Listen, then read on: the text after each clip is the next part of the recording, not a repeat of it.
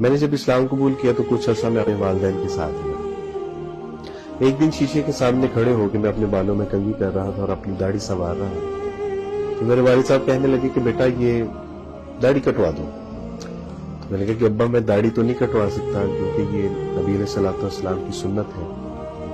تو ابا فرمانے لگے اچھا ایسے کرو یہ چھوٹی کروا دو۔ میں نے کہا کہ ابا چھوٹی تو داڑھی نہیں ہوتی۔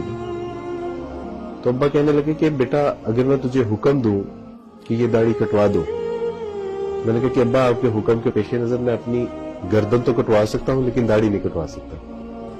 میرے ابا بڑے حیران ہوئے، مجھے تعجب سے دیکھتے ہوئے فرمانے لگے کہ اوئے یہ جو تیرے مسلمان دوست ہیں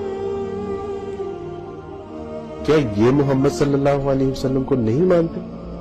انہوں نے تو اپنی کلین شیوز کی ہوئی ہیں۔